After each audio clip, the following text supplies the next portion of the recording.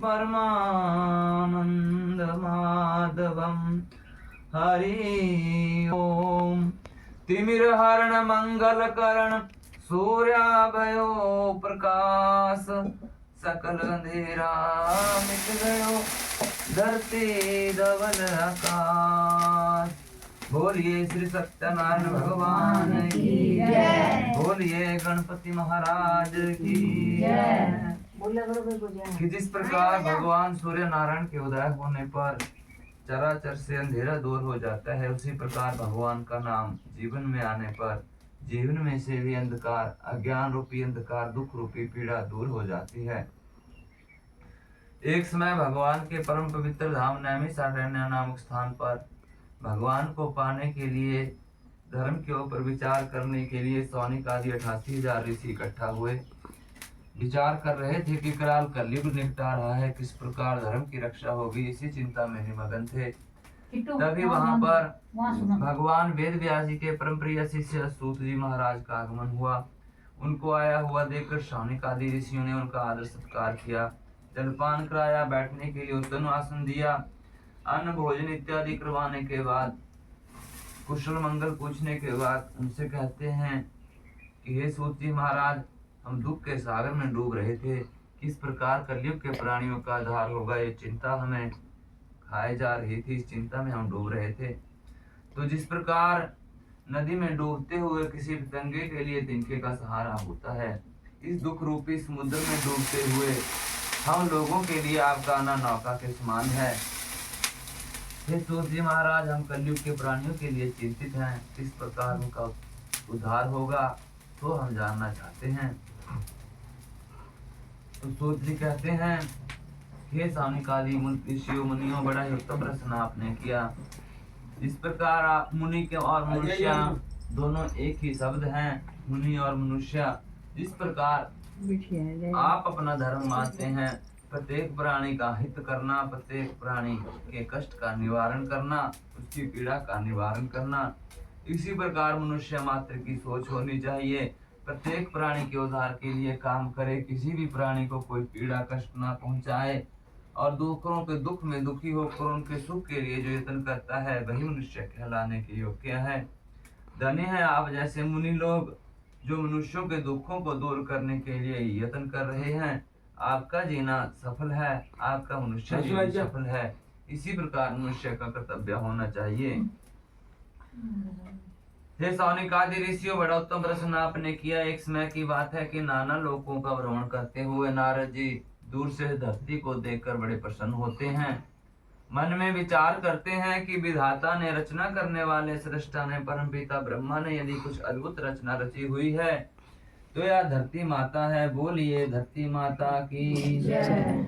इस पर अनेक सुंदर सुंदर फल हैं, फूल हैं, अनेक प्रकार के सुनहरे दृश्य हैं, मनोभावन दृश्य हैं, मनोभावन वादियां हैं, और अनेक प्रकार के भोग हैं। इस धरती के ऊपर जितने भी भोग भोगे जाते हैं, इस धरती के ऊपर भोगे जाते हैं, और देवता लोग भी भोगों की कामना के लिए इस धरती के ऊपर जन्म लेते हैं, मनुष्य की योनि में जन्म लेकर उन भोगों का भोग करते हैं। और धन्य है इसके ऊपर जन्म लेने वाले मनुष्य मात्र प्राणी, जिनको भगवान ने अपने समान रंग रूप दिया हुआ है, कर्म करने का अधिकार दिया हुआ है, और दूसरे प्राणियों से अलग सोचने के लिए बुद्धि भगवान ने मनुष्य को दी हुई है। वे अच्छे और बुरे में भेद कर सकता है। अच्छे कामों को करके, पुण्य कर्मों को करके भगवान को प्राप्त होकर देवताओं के समान हो जाता है, और पाप कर्मों को करके कष्टों को प्राप्त होता है, पीड़ा को प्राप्त होता है।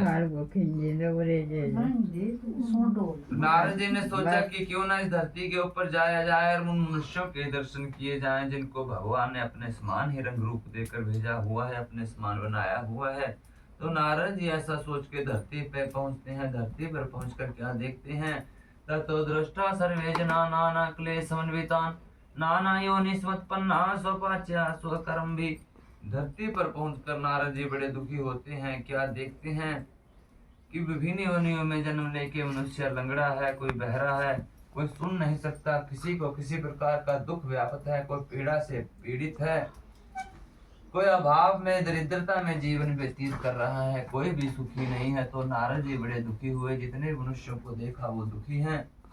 जो सुखी हैं वो भी भगवान को, जो दुखी मनुष्यों को देखकर उनके आचरण से कोई शिक्षा नहीं लेते, अपितु बिना सोचे समझे पुण्य और पाप कर्मों को बिना सोचे समझे करते हैं और फिर पाप कर्मों के कारण पीड़ा को प्राप्त होते हैं। बड़ा ही सुंदर तुलसीदास जी ने कहा हुआ है, कर्म प्रधान विश्वर चिराका, जो सोहि करहु वही फल चाखा।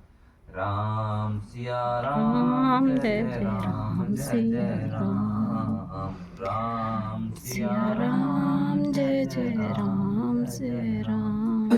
कि कर्म प्रधान इस विश्व की रचना हुई है। जिस प्रकार कोई कर्म करता है उसी कर्म के अनुसार किसी भी योनि में, किसी भी जीव के रूप में जन्म लेता है और अपने दुखों को भोगता है।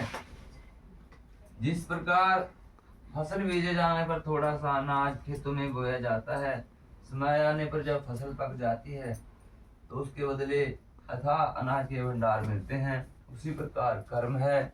जब थोड़ा सा पुण्य कर्म किया जाता है, जब वह फलदायी होता है तो अथाह सुख की प्राप्ति होती है।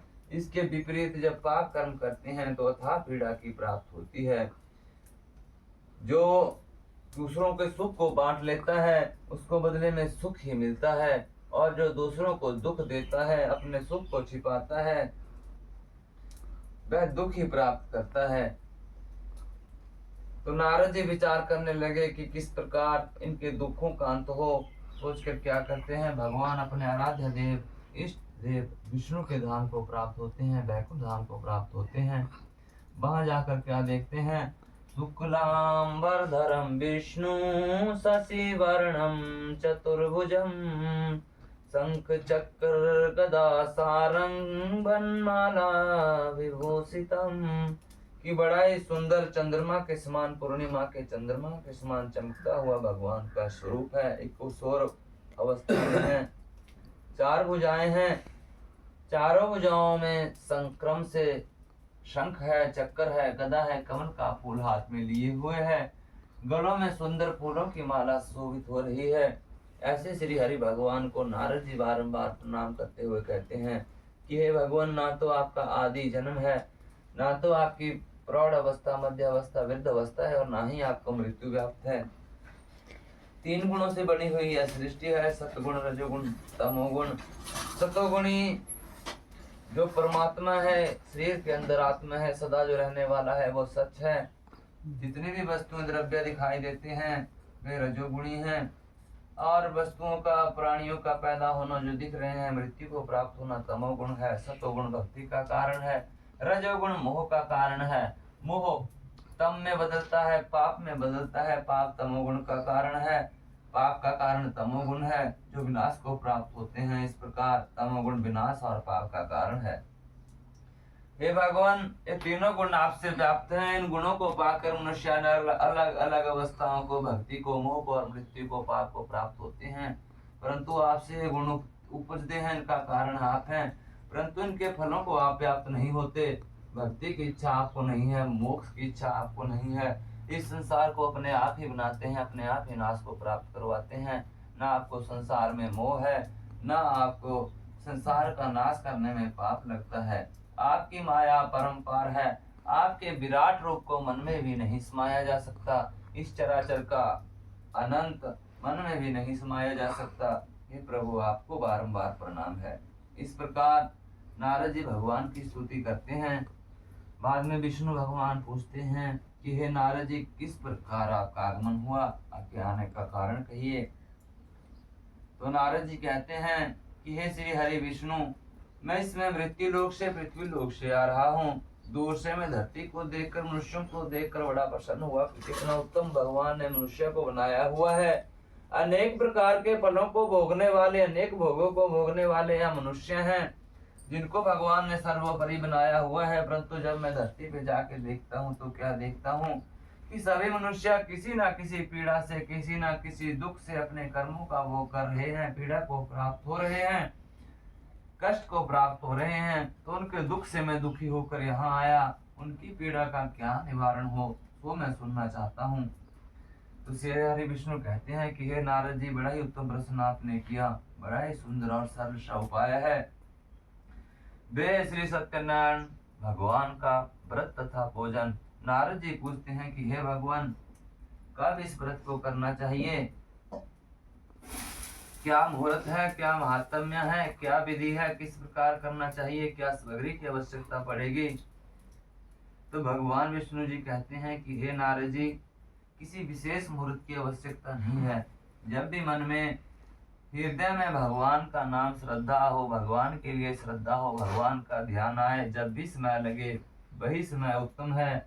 ऐसे समय में क्या करे कि पूजन की सामग्री, फल फूल इत्यादि लाकर ब्राह्मणों को बुलावे, गुरुजनों को बुलावे और बंधु वर्ग मित्र वर्ग को बुलाकर भगवान का स्मरण करते हुए भगवान का पूजन करें।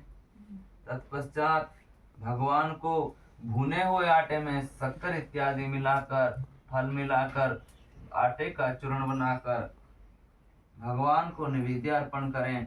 इसके अभाव में या ना हो तो जंगली बैर इत्यादि जो फल होते हैं उन्हीं से भगवान को भोग अर्पण करें। बोलिए श्री सत्यनारायण भगवान की जय।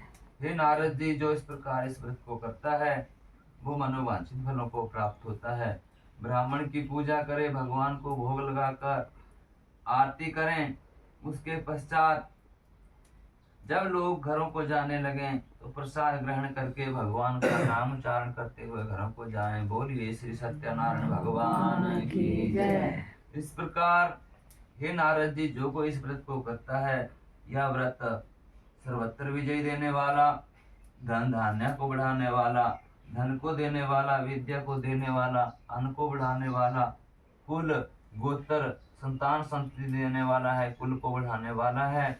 और जो कोई जिस भी इच्छा से इस व्रत को करता है, भगवान श्री हरि उसकी उस इच्छा को पूर्ण करते हैं। भगवान श्री हरि अपने भक्तों के ऊपर कृपा बनाए रखें, उनके कष्टों का हरण करें और जिसकी जो इच्छा हो भगवान उनकी मनोकामनाओं को पूर्ण करें। बोलिए श्री सत्यनारायण भगवान की जय।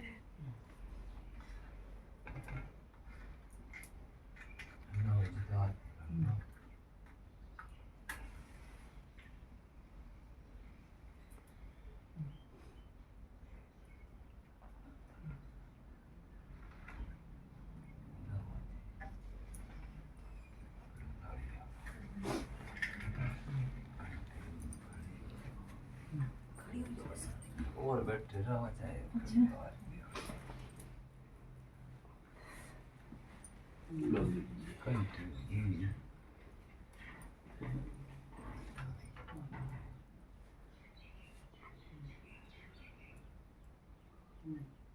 ज्यादा पाएगा तो मत लड़ जाएंगे।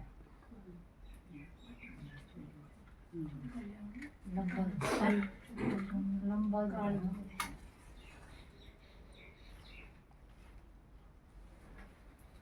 लकेर देना, लकेर बना दी मेरा।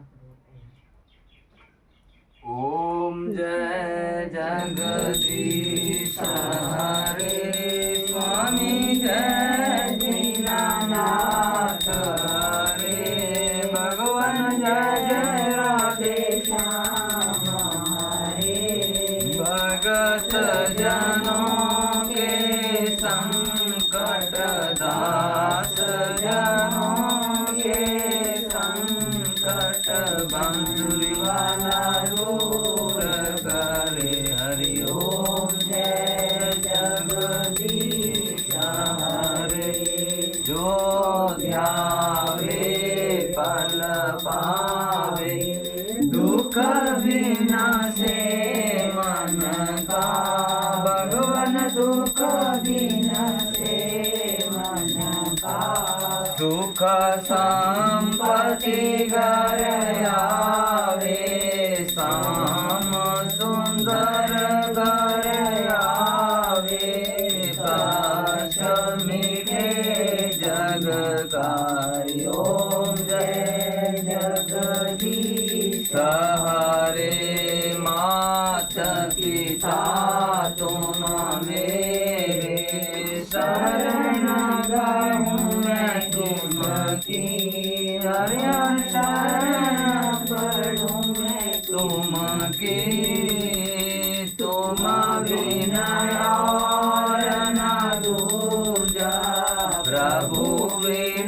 और न दूजा, आस करूं मैं तुम की। हरि ओम जय जगदीश हरे, तुम पूर्ण परमात्मा, तुम अंतर्यामी। भगवान तुम अंतर्यामी, पार ब्रह्म परमेश्वर, पार ब्रह्म परमेश्वर, हरि जग के स्वामी। हरि ओम जय जगदीश हरे, तुम करुणा के सागर, तुम पालन करता। हरिहर तुम पालन करता, मैं मूरख कलकामी, मैं सेवक प्रभु स्वामी। कृपा करो बरता। हरि ओम जय जगदीश हरे, तुम हो एक गोचर, जग के प्राणपति। भगवान सबके प्राणपति, किसा विदा मिलूं मैं दयालु, केड़ी विदा मिलूं मैं कृपालु।